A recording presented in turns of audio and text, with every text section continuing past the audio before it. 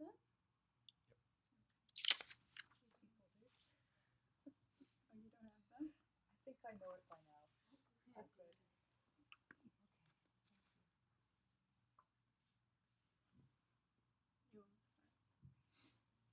You want to start?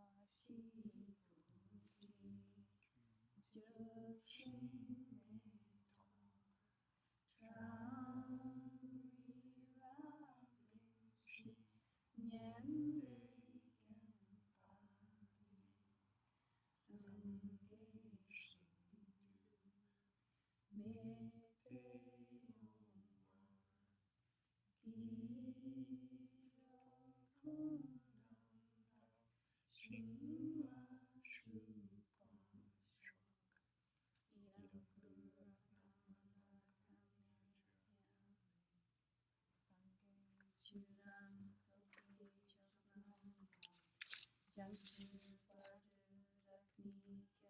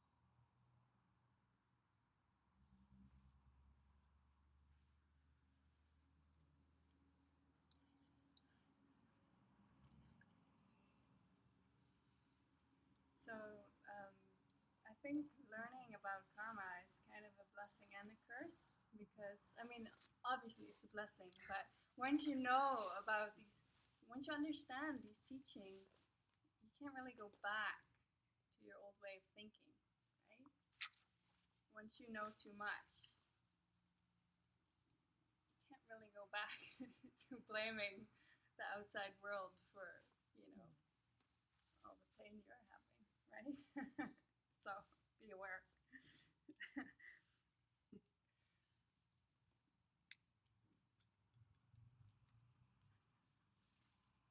It's very exciting always to start a new course. So thank you so much for coming. It's a beautiful course, very useful course.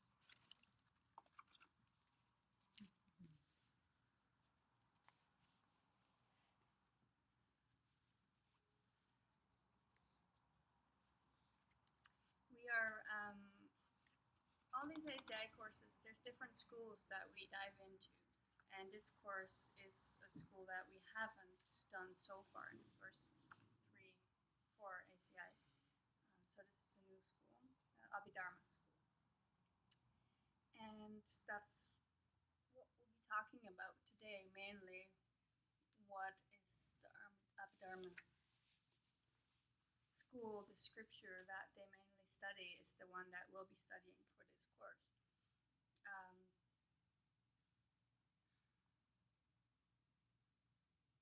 In a monastery, they generally don't start Abhidharma until their 16th year.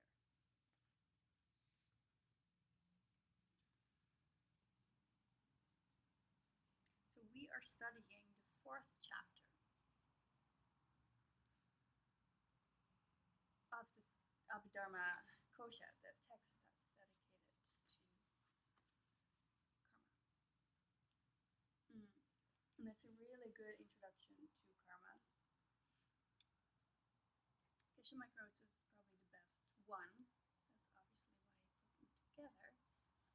Aside from the Lamrim Chemo has some really great parts in it by Jason Kappa.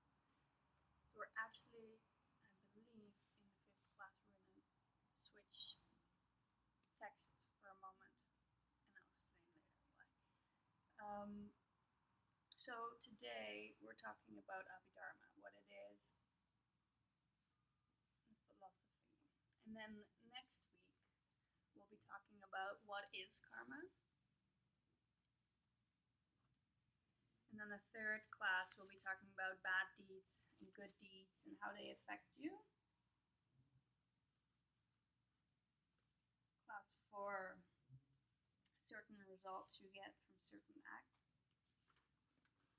Class 5 is how karma is carried.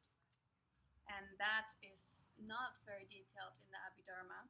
So this is where we will take Jason Kappa's text about how karma is carried. It's a mind-only presentation, and it's accepted by all the higher schools. I think it's important to understand how karma is carried. In class 6, we'll talk about the explanation between karma and emptiness. Jason Kappa says morality and emptiness are closely intertwined.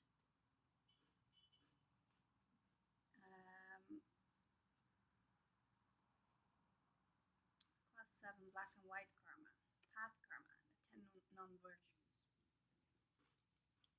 In class 9, we'll be talking about, class 8, most basic virtue. We'll talk about the storehouse of karma. And certain actions that destroy that. 2 different kinds of energy that karma has. And then in class 9, we'll be talking about the 5 immediate misdeeds. If you don't confess and purify any of these misdeeds, you'll be going straight to hell after the bardo. And the most serious one of those 5 is creating a schism in which we can't really do because we're not in a monastery. Like there's specific things that need to be in place to actually fully commit this. There has to be a group of monks, and they have to be split a certain way, and we can't officially, it had to be in the time of when the Buddha lived. We can't do that, but we can split up people or a sangha group like this, right? So it is very serious, and I'm thinking that the main reason why it's so serious is because it can get people to leave the path, right? And you don't want to obstruct anybody from trying to reach enlightenment, so therefore it's very, very serious. And then in the last class, we'll talk about what bad deeds are more serious than others, and what makes the same bad deeds more or less serious, and then what makes a good deed a good deed. So that was a quick overview of kind of what we're going to be doing, looking at in these next weeks. All right. So Abhidharma is a Sanskrit word, and in Tibetan, it's Chununpa. Say Chununpa.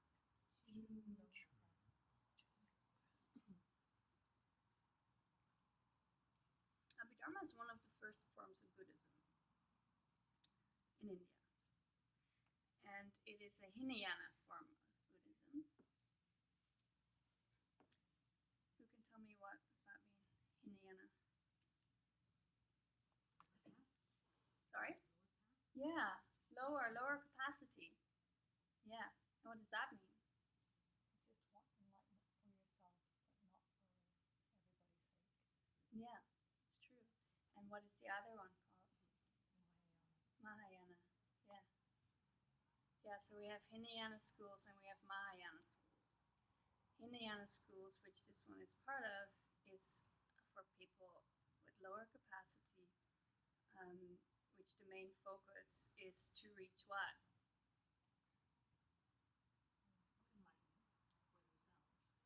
Which is called Nirvana. Yeah. And Mahayana's goal is what? To reach Full enlightenment, which means so enlightenment for yourself and for all others. yeah, exactly. So that's where they differ, right? Not only there, but also the way they describe emptiness. In Hinayana school, in the Abhidharma school, they call emptiness selflessness. And in the Mahayana, they call it emptiness, right? So the Hinayana school, so the school that we're studying right now, their freedom, their liberation is nirvana. Which is what? Nirvana is what? End of all mental afflictions. The end of all mental afflictions. Exactly.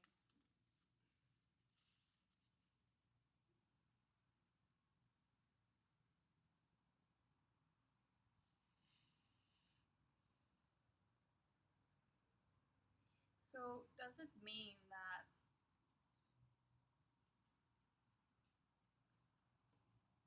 if you study Hinayana, you can't be a Mahayana practitioner?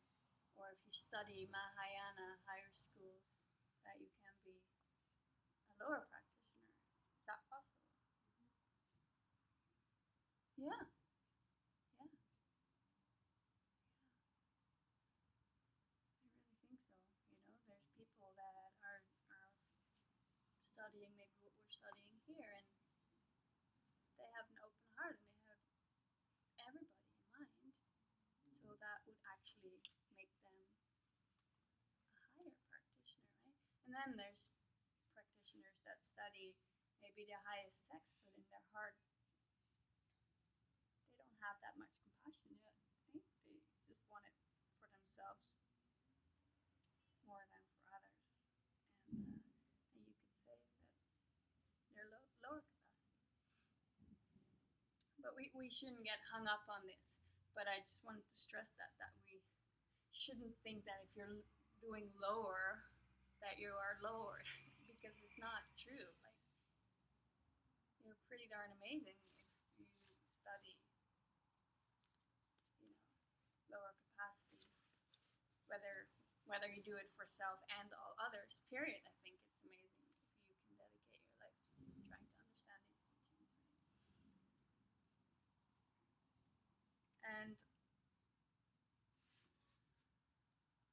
And also, like, the Hinayana path is a stepping stone to get yourself higher, right? Can I ask what the motivation would be to do have a Hinayana path? What would be the motivation as opposed to the Mahayana path? What would be the motivation of the person when you think when I think of these teachings? It has to do with it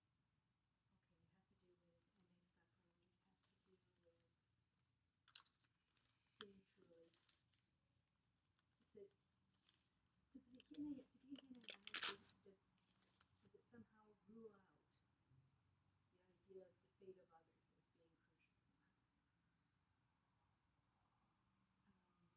Because the Mahayanas, they're thinking about the good of all and the fate of all, and that is seen as ours, connected with ours.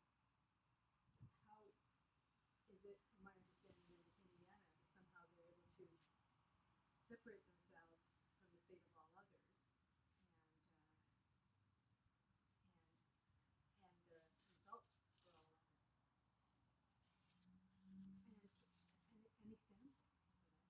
I can't even imagine it. I just don't, I cannot comprehend it. What their motivation is. Yeah, how that would be sufficient for them to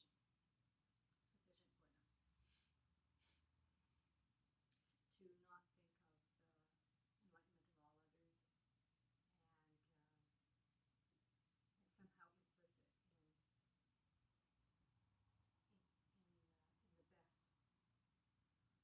I guess I'm assuming that these teachings assume that we want, maybe I'm assuming that they assume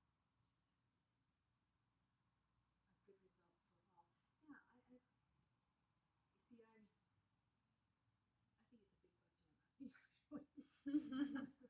I think you can go many ways, to answer that. I feel like if I speak for myself, I could say that some days I would be a Mahayana practitioner, some days I'm more like a Hinayana practitioner, right? I don't know if you can put like a direct line. But I mean, Hinayana, I don't think Hinayana practitioners are selfish people, because all the teachings teach morality, morality, and it's so yeah. I think it's a subtle thing. Okay, I'll think about that. Yeah. I think the emphasis is just more with thinking of other people as you go along in the Mahayana teachings, As a path. Yeah. Hinayana, I could be wrong when I say that. I think,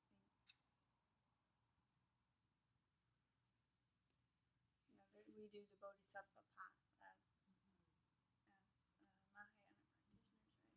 And then there's the monks in the monastery that they have their monks vows, right? So those are Hinayana vows.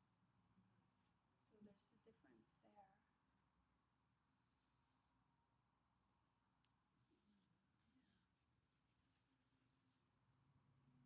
But yeah, I find that a difficult question because you can completely be immersed in all the teachings of Hinayana, yet feel so much love for everybody and have them in mind, right? So I don't think we can really divide people in here. defines you. I mean, I guess we could divide them in the sense of what are you studying, but not who they are or what they feel, right? I don't know if that helps, but Context of the study. I think we shouldn't get too hung up on it. Would it depend on your karma? Because I know for me, like I kind of just bumped into these teachings, right? And I don't believe in coincidences. So I could have come to these teachings, or perhaps I could have bumped into Hinayana teachings.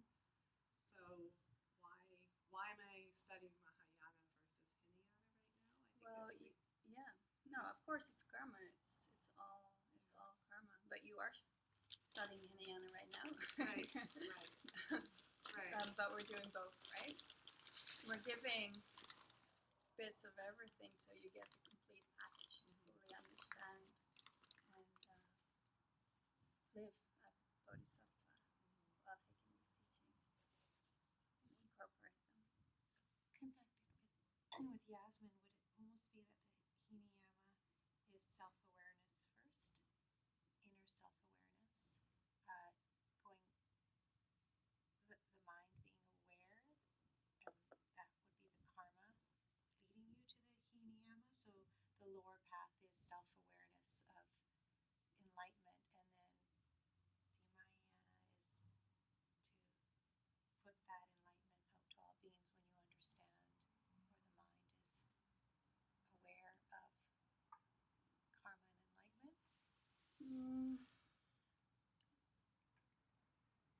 I could be completely wrong. I'm not certain.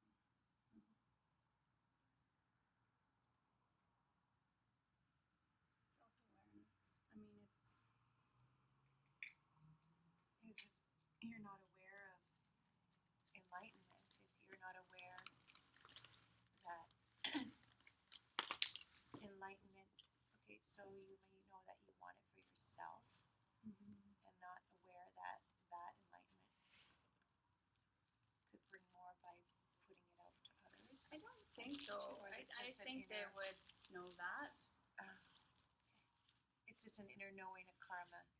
I don't know. That's the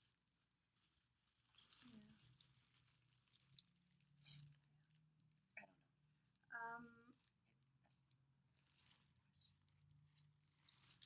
You might understand it more clearly as we go. Yeah, that's what I thought.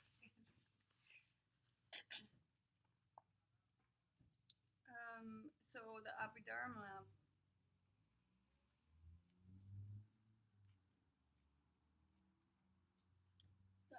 school, not only them but all Buddhist school, they use this text for the study. Abhidharma Kosha. For the study of Abhidharma, they use that one. And in Tibetan, it's Chu Nungpa Zu. Yeah. And the author of that is Master Vasubandhu.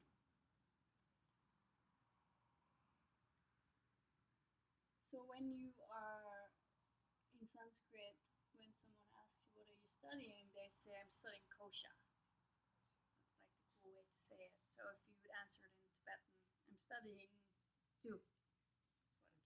That's what I'm studying, so that you can tell that when a Tibetan monk runs into you somewhere. And then you just, yeah.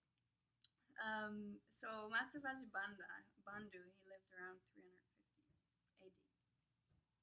And who remembers his story? Anybody? He had a brother, Yeah. and he was the son of a nun who renounced her vows to marry the king because she had a vision. Very impressive. Good. Yeah. So there was this nun that had this vision that she would have two sons who would have huge impact on Buddhism, right? So she disrobed, and she had one son with a king and one son with a Brahmin. And then these two sons, Master Vasubandhu, Master Sangha, they turned out to be like the greatest scholars of Buddhism, along with Jason Kappa and Ariana Garjuna. So they wrote most of the books that are studied in a monastery, so they're huge figures. And the Sangha wrote 5 great books of Maitreya. Maitreya is, depending what, if you're in the Sutra or the Tantra, Maitreya is either the upcoming Buddha coming or is already Buddha. So Maitreya dictated these books to Master Sangha, who wrote them down. So Vasubandhu, Master Vasubandhu, he wrote Abhidharma Kosha. And Vasubandhu was not a Hinayana follower. He was Mahayana practitioner. So he wrote both. He wrote for Hinayana and for Mahayana. And Geshe Michael Roach believes that he wrote the Abhidharma Kosha as a confession to putting down lower practitioners.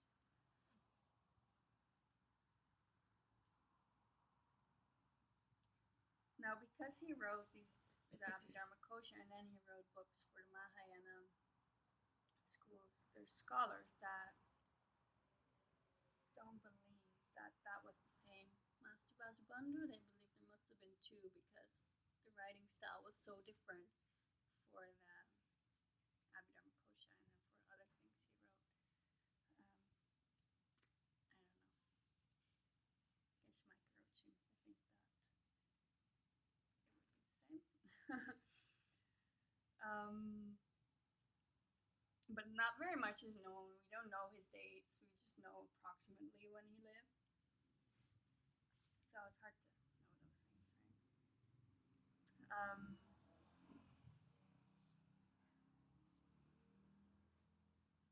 So what does Abhidharma Kosha mean?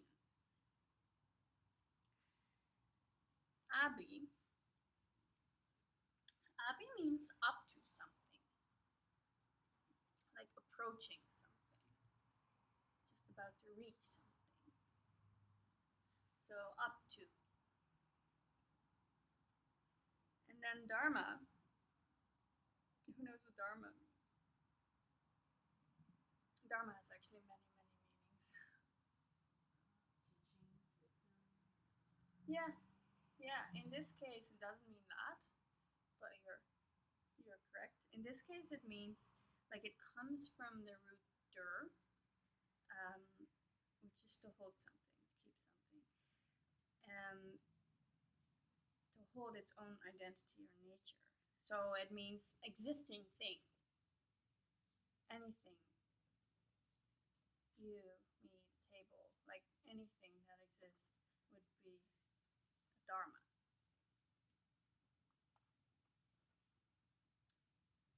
And in this school, the highest existing thing of all things is what?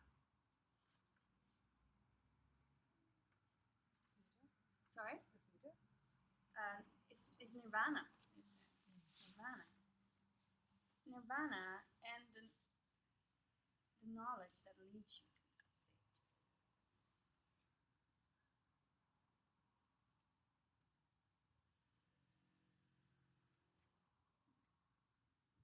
So Abhi is up to, and Dharma would be like nirvana and the knowledge that brings you up to nirvana, like that.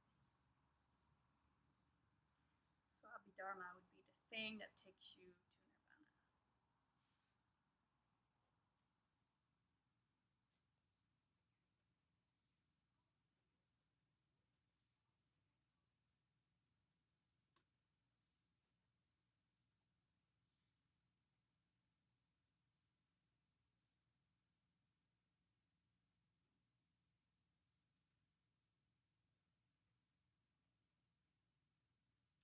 So then what is the thing that you need to reach nirvana? What's the main thing you need?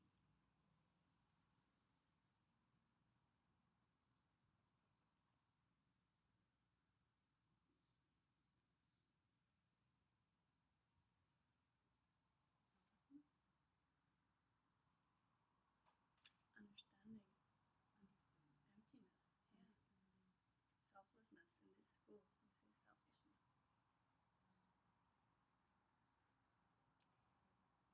So the knowledge of wisdom, right, is what you need to reach nirvana.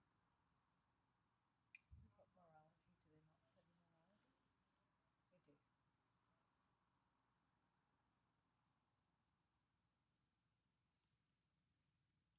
Okay, so that explains Abhidharma, right? So you could say Abhidharma means wisdom.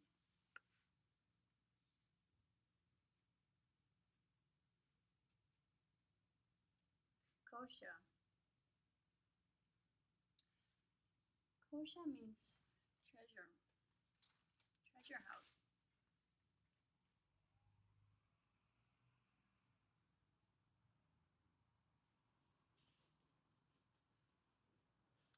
And the reason why Abhidharma is called the Kosham is because they're filled with treasures, right? This text. And he actually composed it from 7 original books on Abhidharma that were written or spoken by the direct disciples of the Buddha. And he composed those, he pulled those out and put them all together in this book.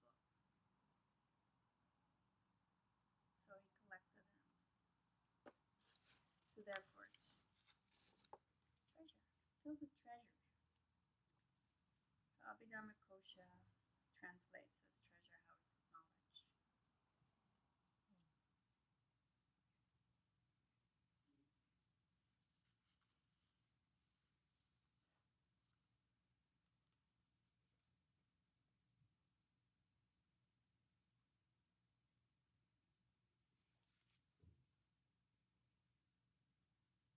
Mariska, is the Sanskrit word, not the Tibetan word.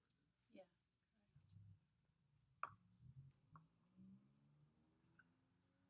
Is there a Tibetan word for nirvana? yeah, but I don't know it.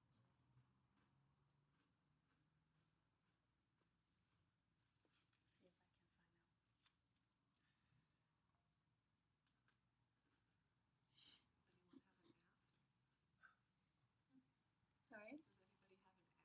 An app for Sanskrit to Tibet. What were you asking, Hogan? Oh no, like the Tibetan Or Nirvana. Nirvana. Yeah, we can find that out. I'm sure it's. Yeah. I've learned it, but I Yeah. don't remember it. God is common. No, it's common. Okay. So.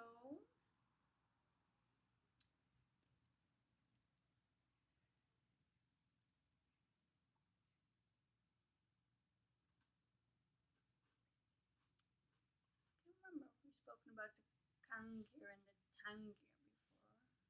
We have. Maybe I said 2. What does it mean? Remember? Remember the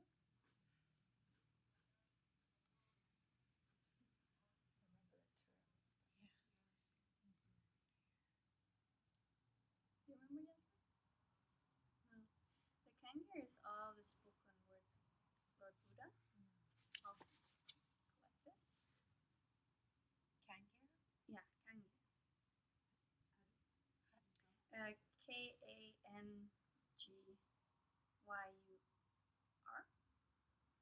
And Tengir is Tengyur. Kangir is all the spoken words? Yeah, from the Buddha himself. Not very many left. And then the Tangir is all the commentaries by the great masters. The commentaries on the Kangir.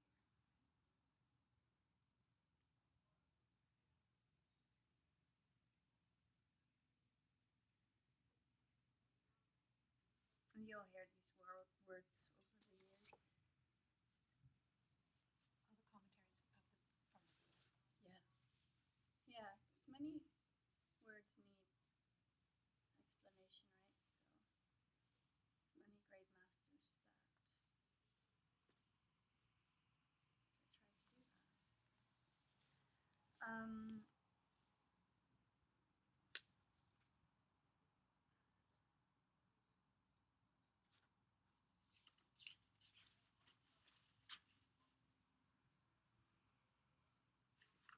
So the Abhidharma, the teachings come from the Kangir.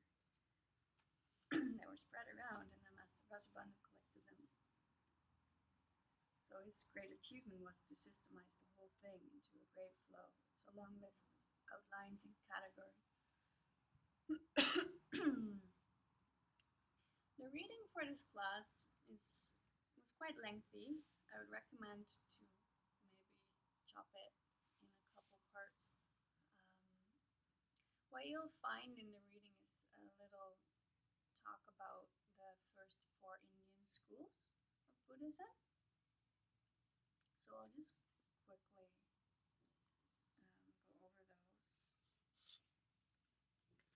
There's the Vibhashika, the detail list, we say in English. And the detail lists are known as the Hinayana, the lower capacity. And they're called the detail list because there was this book called The Explanation of Detail, and they loved this book. So that's how they've become their name. Then there's the Sutrist, the Satantrika. And they didn't believe that the Abhidharma was spoken by Lord Buddha. So they said it was made up by people, and they only followed the sutras. But they're Hinayana also. And then there's mind only, and the Majjhimika, highest middle way. So those two would be higher capacity. So you can read about that in the reading. And it said that these 4 were designed by the Buddha, according to ancient scripture. And then the first 3 would be, they're missing something, right? I mean, they're all leading up to the highest school, the Majjhimika school. So then the question is, why would Lord Buddha teach things that aren't fully true? What would the answer to that be? Different understanding, different intelligence, different karma to understand certain concepts. What's the difference between Majjhimika and Mahayana? Same. Okay. Mahayana is like the umbrella known as the higher capacity, and Majjhimika falls under that as the highest middle way. So he taught according to the level of the students. So that's why there's 4 different schools. And they all lead to the same thing, right?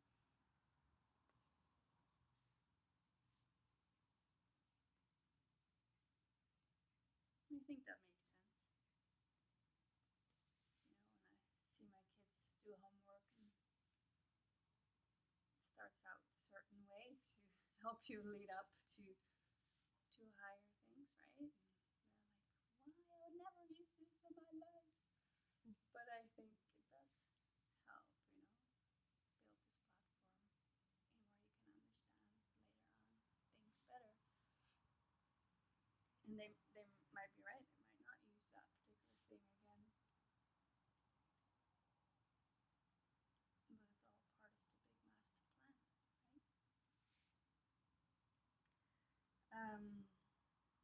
Alright. Yeah, so here it says the teachings are good to study as they give you stepping ladders just to go to the higher schools. And you should never ever put down a lower school. It's not beneficial, right? You should never do that. Okay, so the main commentary on the Abhidharma Kosha, we need commentaries. We often need commentaries on the commentaries and then commentaries on that, because things, can be quite tricky to understand. So the commentary that we will be using for this course is Tarlam Salji. Say Tarlam Salji. Tarlam Salji. And that means illumination of the path to freedom. Tar means freedom. Lam means what? Path. Yeah. Saje is illumination. And this is written by the first Dalai Lama. So illumination to the path. Illumination. Oh, illumination.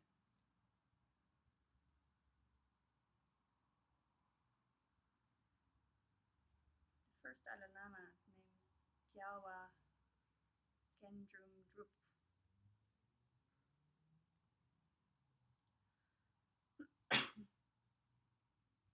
So his actual name is Gendrum Drup, but we would never say that. Always put something in front of it, you know? Like J Tsongkhapa. J would be like Lord, right? You don't just say, hey, Tsongkhapa.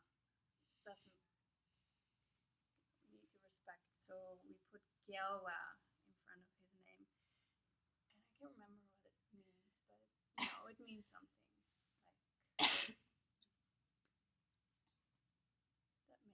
you look up to someone. It means something like king or something like that. I can't remember. So his name's Gyalwa Gendrum Drup, and he lived from 1391 to 1474. That will be on your homework. And he was a student of Jason Kaplan.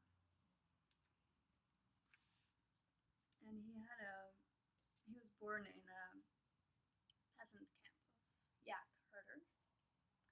And they were attacked by bandits when he was just a baby. And his mom put him in a little basket, just like Moses, and put him in the wilderness. And then there was this big bird that was looking after him.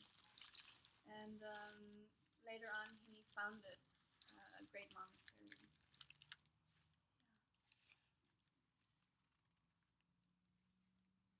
So his commentary on the Abhidharma Kosha is used in a lot of monasteries. And the story goes that nobody knew that he was the first Dalai Lama until after he died. That's when they decided. So a Dalai Lama is what, spiritual leader of the Tibetans? Is that Well, yes, now, yeah.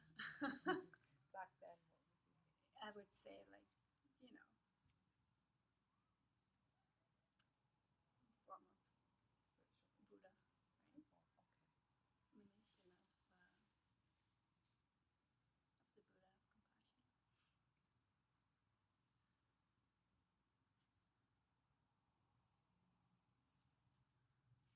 So there's two kinds of Abhidharma. Abhidharma mainly refers to knowledge. We discussed that. So Shira, see Shira, is higher knowledge or Shira. wisdom.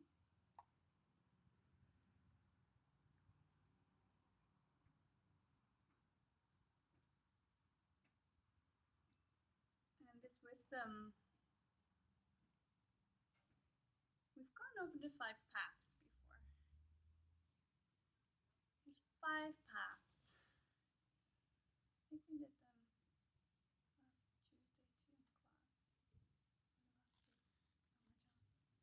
in class. Right? Okay, rack your brain. See if you can remember them. Accumulation, Yeah, accumulation is the go. first path. What's the second one? preparation, accumulation. Accumulation is the first path. Second one, preparation. Then what? White seeds. Put the wrong one. Yeah, that's the wrong one. The main thing that not the main, big thing we're after. What do we want to perceive directly? Emptiness. Yeah, so the path of seeing is the third one.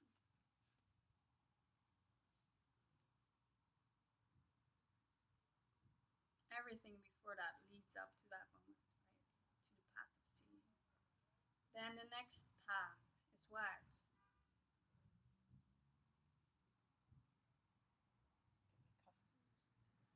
Habituation. Yes. You're getting used to what you saw. Your life starts to change drastically. And then the last path would be what?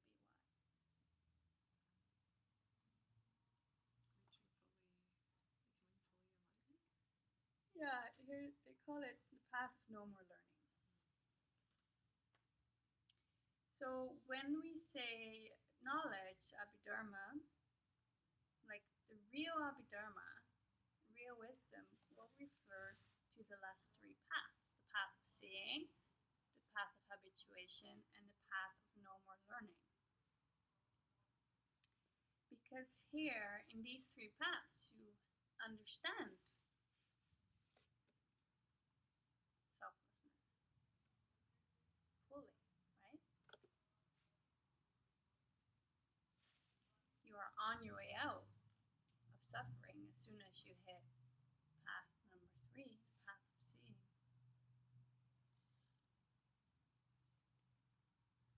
Then you're called a stream enterer. Enter the stream out of suffering.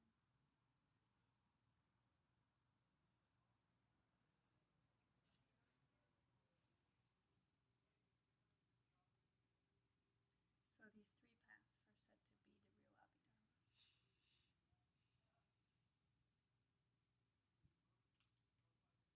Does that make sense?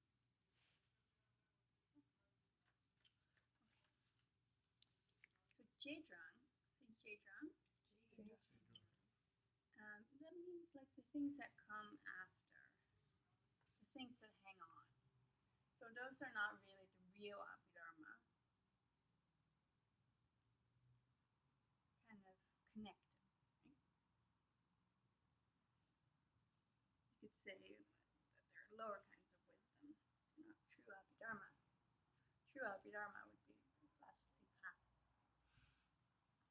So you could say that Jadrang is nominal accessories to knowledge. For example, knowledge that you're born with, wisdom from life, learning, listening wisdom from sitting in these classes, hours and hours of listening, studying, contemplating.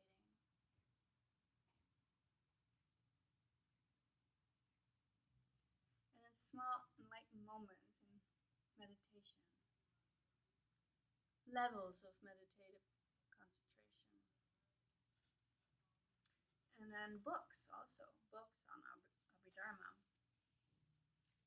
So these are all related, they're all accessories, but they're not the real wisdom.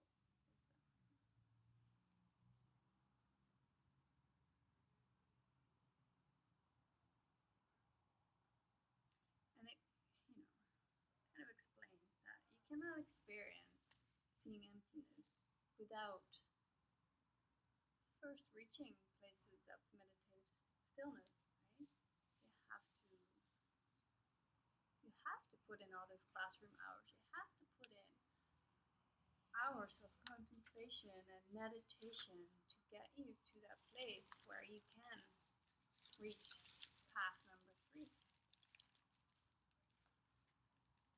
So they are very important, even though they're not the real wisdom. They're very important.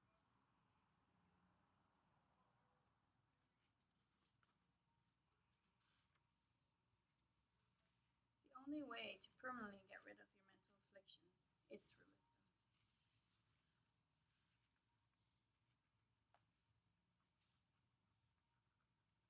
When you're in the state of mind where you understand the real nature of what you're experiencing, then you cannot have bad thoughts.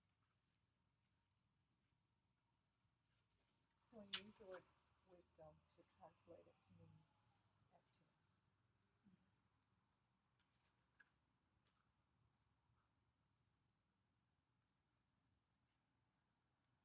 I'm going to say that last sentence again. When you're in a state of mind, when you understand the real nature of what you are experiencing, then you cannot have bad thoughts. Can you give me that? Yeah. Like an example that I find helps me to understand is the example of a scarecrow. Like the moment that you find out that that man over there is a scarecrow, you don't go back to thinking it's a man again after you know it's a scarecrow. Right? So when you have seen emptiness and you understand that everything you're looking at is a reflection of your past deeds, like you cannot go back to thinking, that person's doing that to me because they're a jerk. You can't do that anymore. Once you have achieved, the path of seeing, you cannot have that thought anymore of thinking he is doing that to me because he's a jerk, right? You can't. It's impossible. It's like seeing a man and then you find out it's a scarecrow. You don't go back to thinking, yeah, it is a man. You can't, right?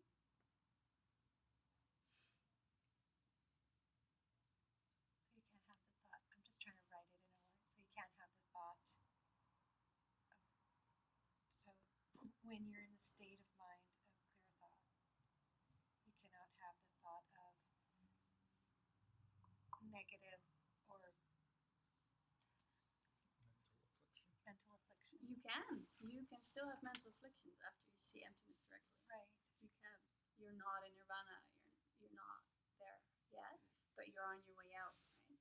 You still have karma left over that now you will very rapidly eliminate, because you cannot create more of negative stuff when you understand where it's coming from. Actually, that's a good debate, because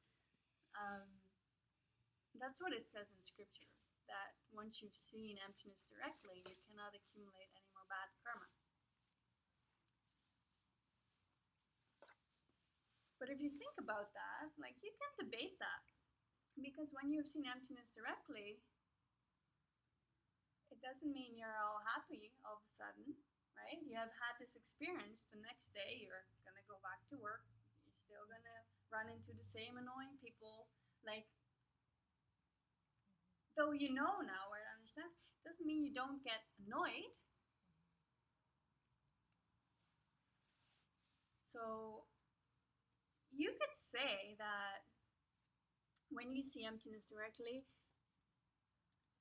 someone's coming to do something to you that's negative, you're annoyed by it, even though you do understand where it comes from. Perhaps you do react a certain way. But because your understanding is so deep and great that that overpowers the whole thing and it becomes this big upward spiral, and you will clear out all the stuff. But I still think that you can react negatively for a second. But because your wisdom is so deep, you'll eliminate it really quickly. It's something to think about, right?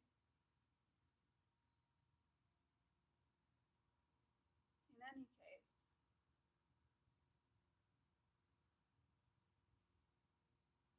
you're on your way out.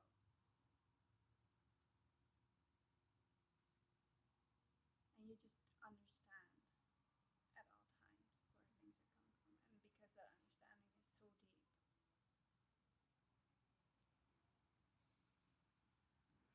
Can you repeat the scarecrow one more time? The scarecrow.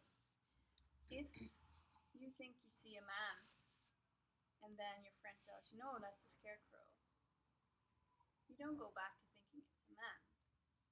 The thought of seeing it as a scarecrow pushes the man thought out, right?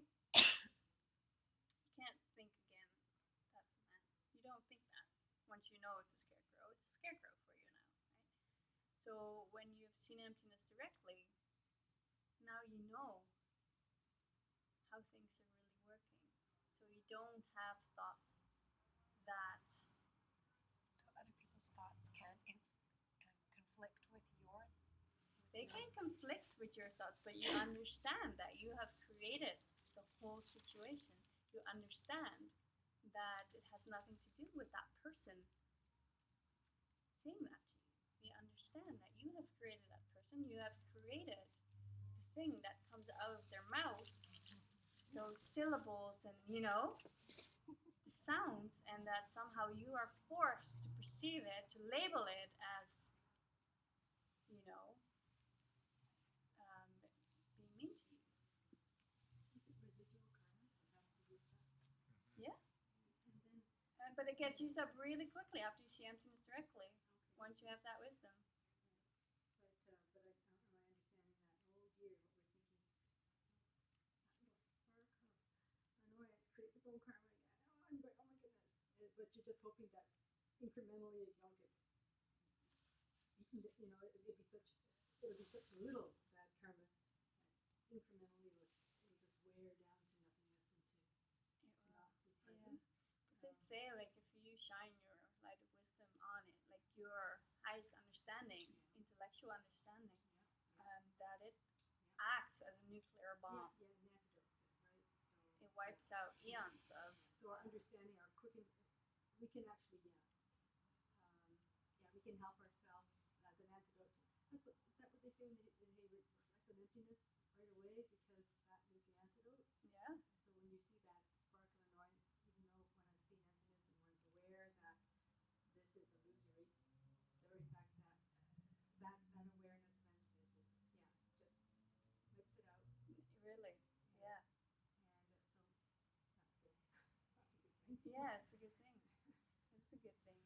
And even before seeing emptiness, any moment that you can think about it, any situation, that you have, you are working by eliminating it all. It will just go faster after you've seen it. But until that time, you are clearing out so much stuff, And if we practice kindness with that understanding too, that you are creating your own world, things can change very rapidly, and you're moving yourself towards having this perception very quickly. Every time you think about it, you're getting a step closer.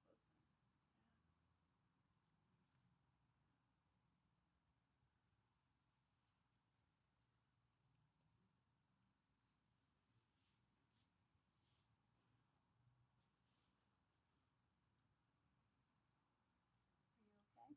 Well, I had an incident before I came here. Mm-hmm. I was trying to get here, and a big bus in front of me, and a truck and car in front of me, and another car parking. So I couldn't stop in time, and I smacked into the car in front of me. So my whole front end is damaged. Oh no! It's okay. It's fine. And my mind first went, just drive off. You have to get to the class on time. That was the first thing that I thought, how dare you even think that thought? Like, it's just that evil sort of that, because I'm trying to get here on time and nothing's, everything is just going against that grain, and I'm frustrated. So I'm like slowing down, and I just keep following the truck, and I pull over, and I look at his truck, and there's no damage at all. And I thought, okay, so I'll go to look at mine, and it's fully damaged in the front, like a lot of damage. And I have really good safe driving. I've never really. And I looked at the guy, and I just said nothing. I said, and he said, well, I said, we'll exchange. And I go, whatever it is you need. And he said, I don't need anything. He says, just maybe if I'm sore, I'll just take your information. Then he looked at me and he said, you know what? I'm not going to need anything from you. Everything is fine. I said, well, here, take my information anyways. I'm probably not going to go to ICBC because I'll probably lose more, blah, blah, blah. And he said, it's okay. He goes, you have all this damage. I'm sorry. Your day's already wrecked as it is. I go, no, that's okay. And it ended up being a really good situation in a dark situation. And I just drove off, and I thought, well, it's only material. It's not me. I'm okay, and everything's okay. It's just going to cost me more than I have right now. But that's okay. It's just paper. It's just paper, right?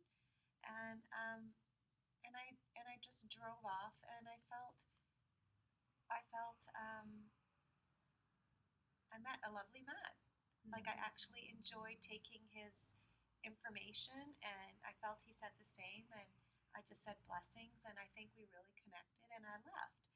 And I felt I could have done something different. I could have been mad at him because I'm late, and so I just I get it. I don't get why it happens. The frustration is still there, and the irritation of why is this happening, and I can't afford for this to happen right now, and all those trickling thoughts that kind of want to come in to take over. And then I kind of put that aside, and I thought um, um, something my partner said to me, which when I get frustrated, and he says that it's not it's not the financial presence that makes the presence. It's the presence of the human being that makes the presence.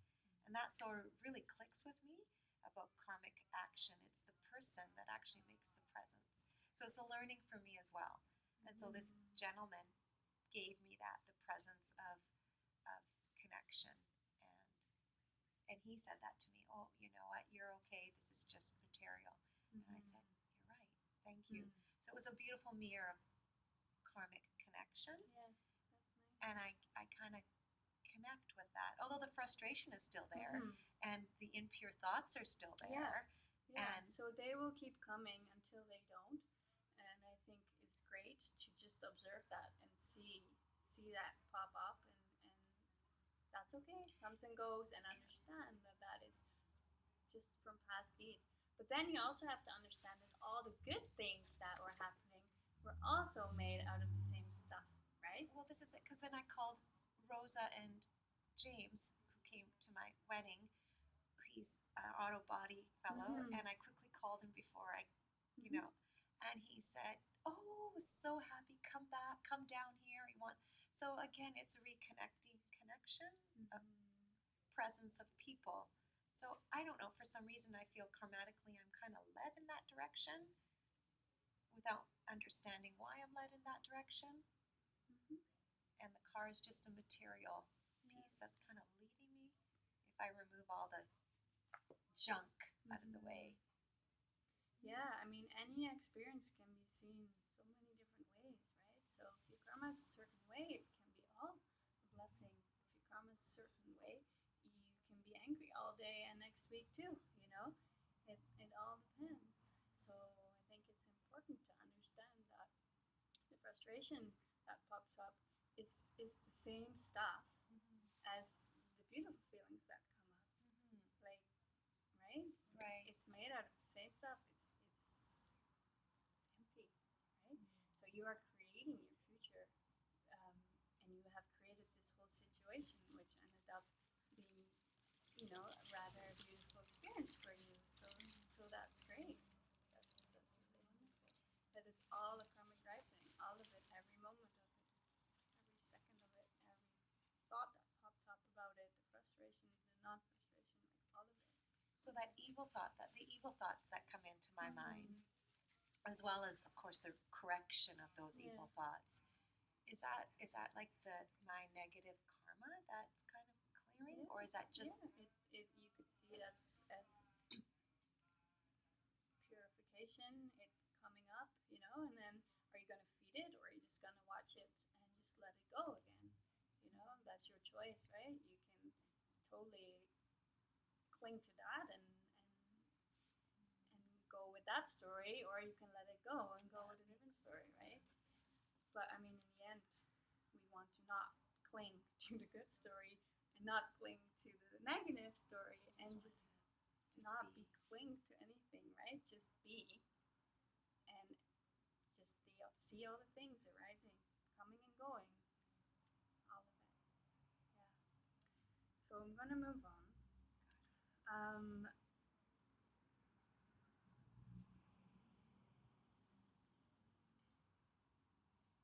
Yeah. Well, here it says, right here, you can trick yourself into doing good things, but it does no good ultimately. Because doing good things can still be suffering, right? We want to get out of suffering altogether.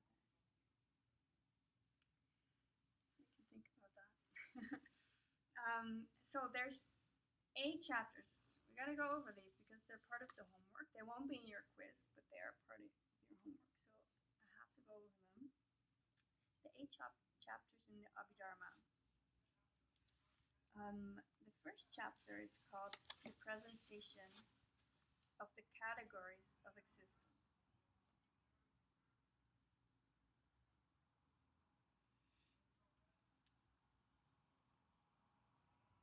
And this is about,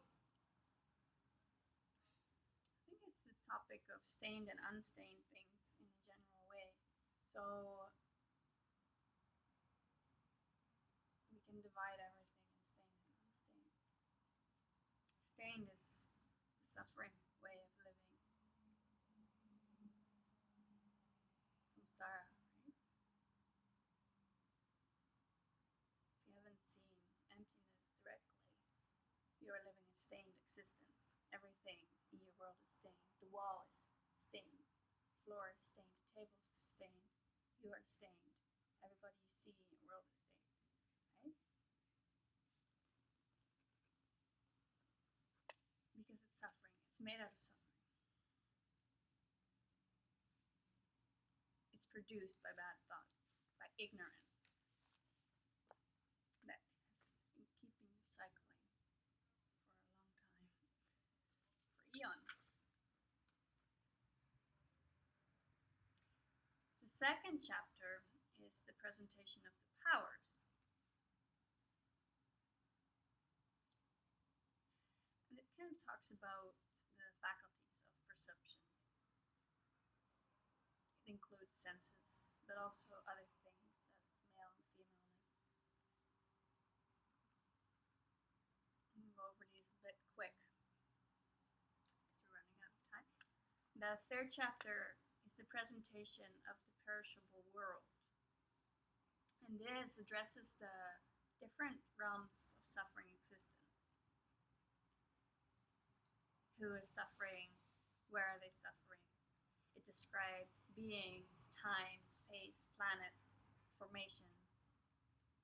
How many hells are there? First inhabitants of the planet. How many planets are born? And all this knowledge comes from Lord Buddha. So the first 3 chapters really deal with your suffering world. Then the 4th chapter is the one we are studying, right? The presentation of karma.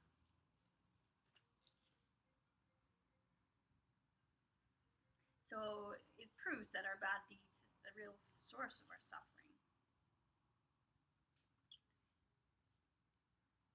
Then the 5th chapter is...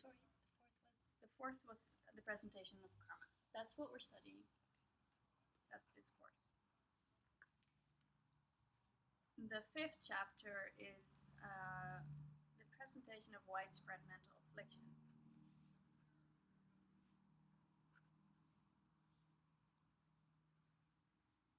So that explores how our mental afflictions are the motivation behind our bad deeds. So you could say chapter 4 and 5 both talks about karma and mental afflictions as the cause of your suffering world.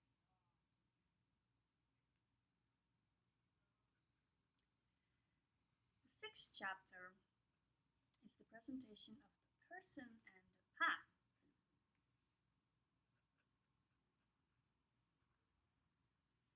This chapter addresses how we can eliminate our mental afflictions, how to escape suffering.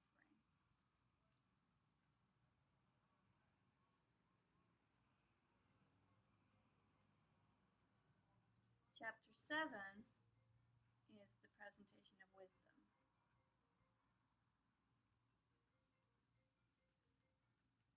Which further explores the topic of chapter 6. Presentation Of wisdom. I apologize, I think that's me.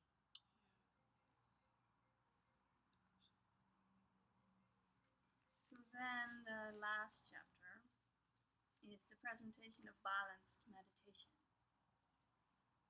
And those who've taken ACI 3 know what are you balancing between in meditation. Dullness and agitation. Yes, very good. The balance of Dullness and agitation. Finding that spot, right, between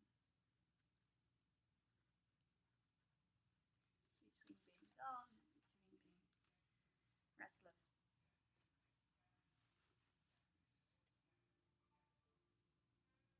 So chapter 8, it refers to a Buddha's mind being bright, alert, and in a perfect state of balance.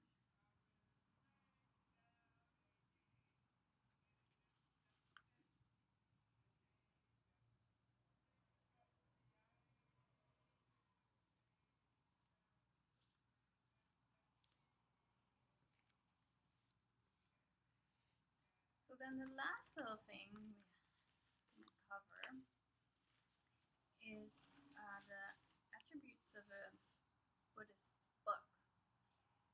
Each Buddhist book needs to have these 4 things in order to be qualified as a Buddhist book. So the first one, I don't know how to pronounce it. Chuja means the subject matter of the book. And this must be meaningful.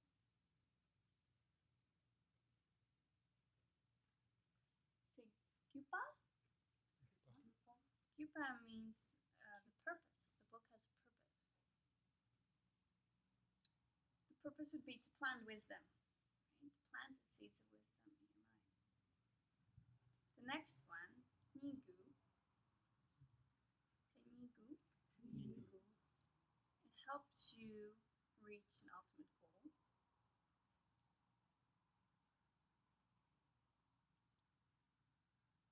And then Drawa. There must be a relationship between the first 3 requirements of a Buddhist book. So if we apply this to the Abhidharma Kosha, they say if it doesn't have these qualities, what they would do, it doesn't matter if you're a monk or not, like if it doesn't have these things, then in ancient India they would tie it on the tail of a dog, chase it down the street. It's not helpful, it's no good, so there's no use for it, right? So in the Abhidharma Kosha, the subject matter is the knowledge or wisdom that understands stained and unstained things.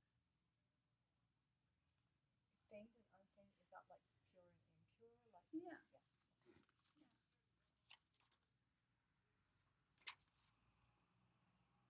And the purpose of the book, of the Abhidharma Kosha, is to plant seeds of wisdom.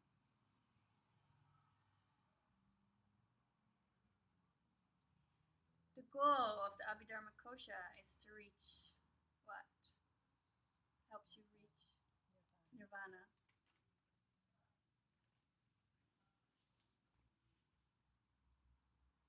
And then the relationship.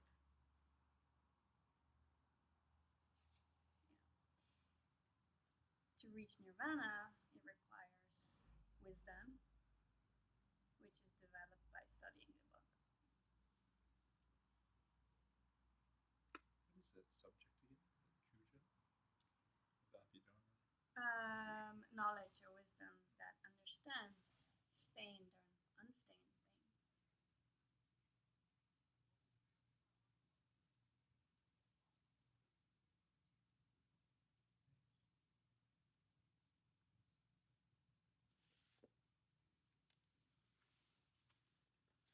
So I know the first class isn't always the most interesting because we're going over the books and who wrote it and this and that.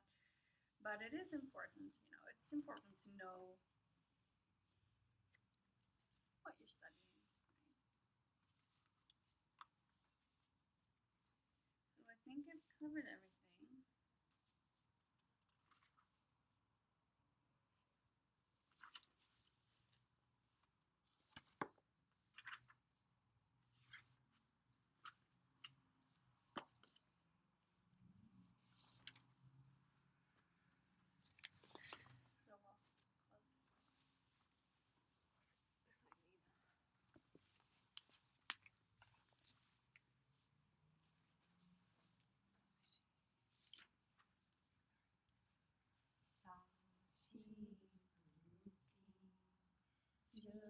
Thank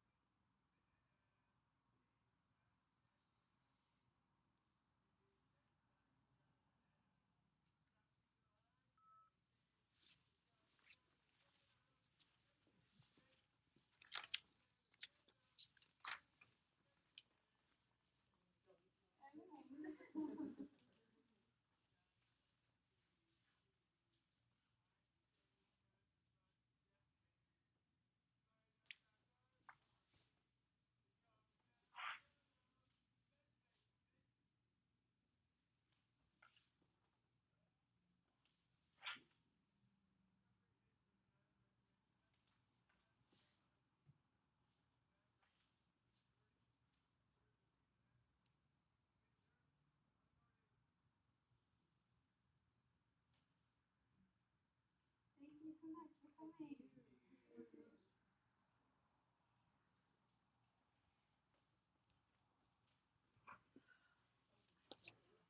Oh no, thank you.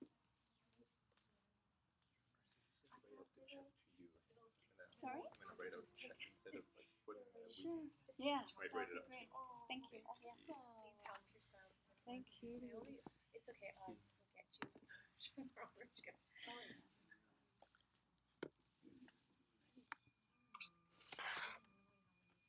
Your shows I just put after that. It's the best day getting here. It's life, right? There's Yep. good and bad.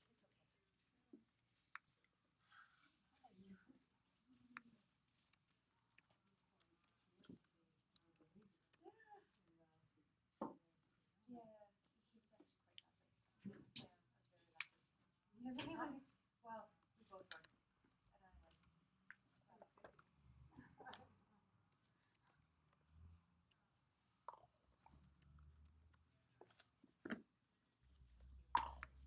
was. I did.